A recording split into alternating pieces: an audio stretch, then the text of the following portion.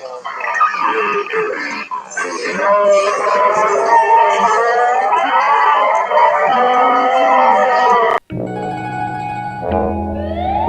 watching Treehouse.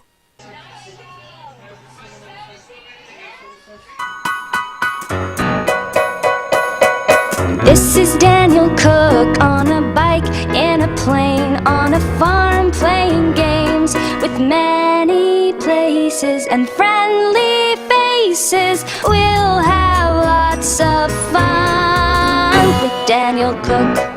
Lots of fun with Daniel Cook. Robert, you've written 54 books. How is jazz music? What makes a great book, do you think? Because you ought to know. Well, a great book is one that is about stuff that kids are interested in. The kids look out and said, food! Where do you get your ideas? My ideas come almost entirely from kids. I watch for the kids' reactions, and I play off the kids' reactions. So the kids are actually helping me sculpt new stories. Now, your books always have fantastic illustrations in them. How important do you think illustrations are to the storytelling process? Illustrations can make or break a book. The best books have really good illustrations and really good stories, and you can try it out on kids and see if it works. Ideas are easy, but making it into a book, that's hard. Happy writing and enjoy your movie. You're watching Treehouse. You're watching Treehouse.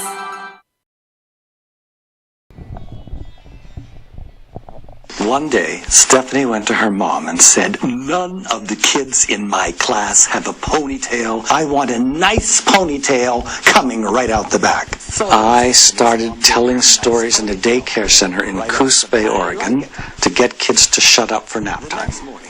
And that was all I was doing. When I came to Canada, I wrote them down. This was 10 years after I started telling them, and sent them off to a publisher. I've written 54 books. I write 2 books a year. They're funny books. Kids like them because they're funny. I'm one of the few writers in Canada who lives off their writing. My name's Bob Munch, and I'm bipolar, which means that I have a 2-week cycle of feeling altogether too good and driving too fast and talking too fast, and then I would go down into a big slump, maybe a month or 2 of depression. When I was in my high states, this is strange, I would always think they were going to last forever. I would think, I'm never going to go into a low state again. I have arrived, and everything is okay now. And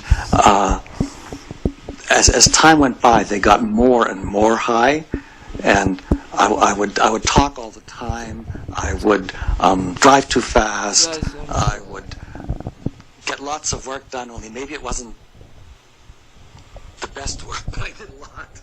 When I was feeling low, everything was going bad. My wife was terrible. My kids were terrible. My life was terrible. I constantly thought about suicide, ways and means. I remember standing in a Toronto subway station wondering if I was going to jump in front of the train. Like with each train coming, I'd sway. It was pretty bad. Those kinds of feelings started when I was really young, about grade 7. I didn't have any friends in high school. I couldn't relate to them. My parents didn't know what to do with me. The stigma attached to mental health kept me from going for help for 20 years. And it took me a long time to admit that it was the pills and the regular life that I wanted to be me. Sit right here. And during university, it was suggested that I should see a shrink. And I reacted. Sit right here. I do not have a mental illness. I'm quite regular. I do not need a shrink. But my life was a mess. I don't know what I was thinking. I had this profound aversion to shrinks because they were for for people that needed help with a mental illness, and I wasn't crazy. But as time went by and it became more and more clear that something was the matter with me, my wife pulled the plug on me by saying, "You get help, or I'm leaving. I'm not going to stay here and watch you kill yourself." That was what it had come to. And I went to see this shrink, and 2 minutes, I'd been talking 2 minutes. He says, stop, you have bipolar. It was like I was textbook case, you know. To have him so blithely diagnose me, I didn't like it. I didn't like having a label. I had become an alcoholic because a shot of alcohol could clear up depression fast. Unfortunately, I became addicted to the alcohol, and that became its own problem. So I had to go to AA and at least stop drinking for the therapy to have any effect. Besides, people have to realize that mental illness is something wrong with whatever the way our brains work, and there are various things now that you can treat it with.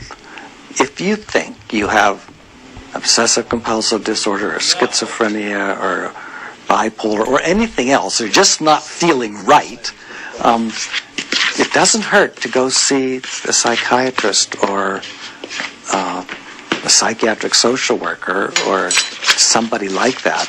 They won't. Their files are shut. They're not going to go down the street saying, "Oh, George, yes, how's that compulsivity doing?" And it's really a no-brainer. It takes a lot of courage to do that. I could have been a suicide. I could have been an alcoholic in the gutter. There's various scenarios you could. I don't think I would have been alive without the pills. I would have killed myself.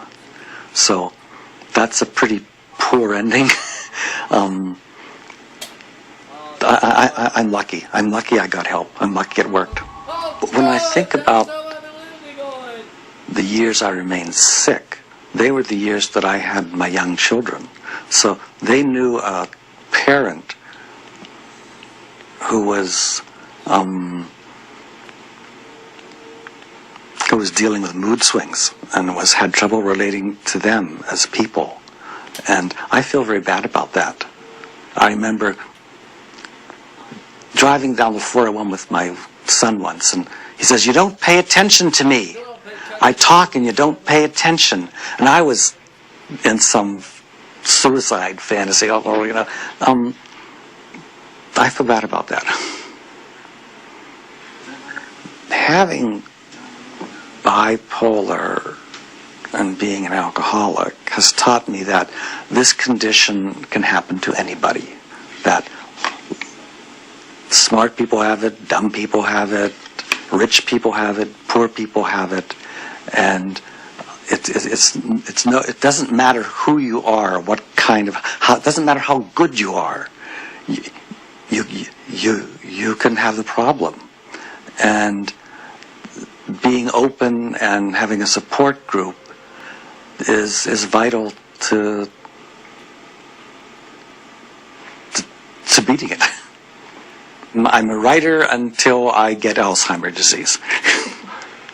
but then if I'm lucky, I'll have already I have lots of stories that aren't published. So the theory is I will die and stories will continue to come out.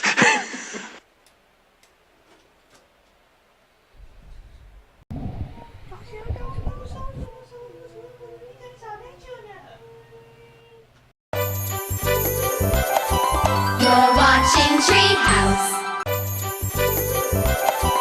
You're watching Treehouse.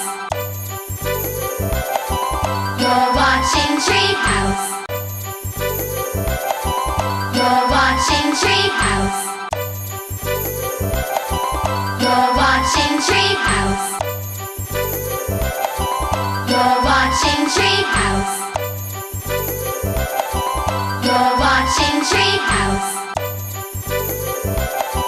You're watching Treehouse. You're watching Treehouse. You're watching Treehouse. You're watching Treehouse. You're watching Treehouse. You're watching Treehouse. You're watching Treehouse. You're watching Treehouse. You're watching Treehouse.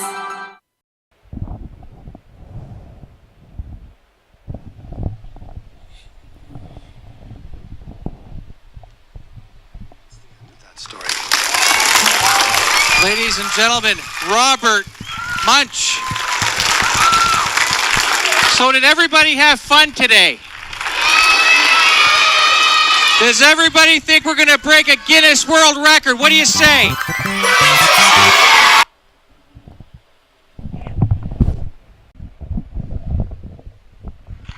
Okay, we are now at the finale of our world record attempt. And who better to take us home on this, the Canada's best-selling author, 152 published books, including much works too. The honorary chair for Family Literacy Day, Robert Munch.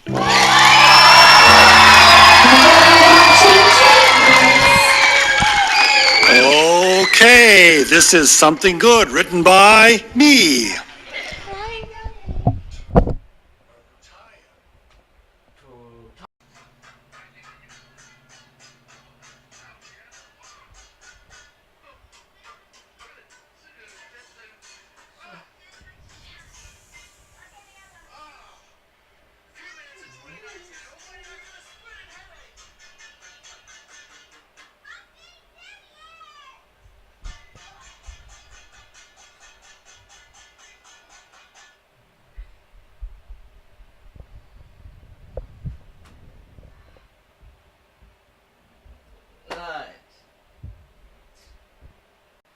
Alright, I think guys do this all right. Listen to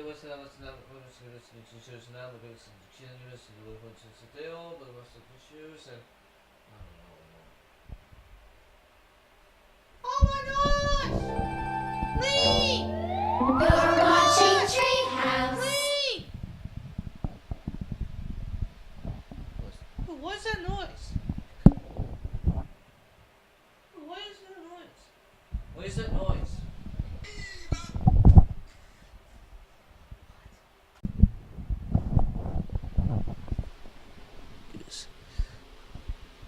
What did I tell you? You're watching Treehouse.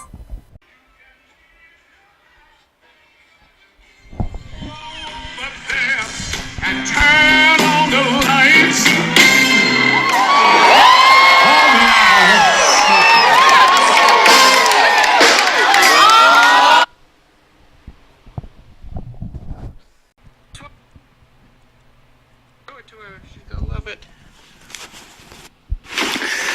Alright, the kids just barely came home from school. Leanna's in the yard. Hey Leanna, guess what? I got some good news for you. Your new dress for your recital came today. It got delivered. Yeah, let's go check it out. Yeah, it's really cute. You want to go see it? Yeah. I'm gonna be a mighty king. I stuck it over there at the... Well, where the hell is it? I had it over here at the fireplace. Diesel works. Just over here. It's dark. It's dirty. Daddy, look, there's another tree. What? Diesels can be deep.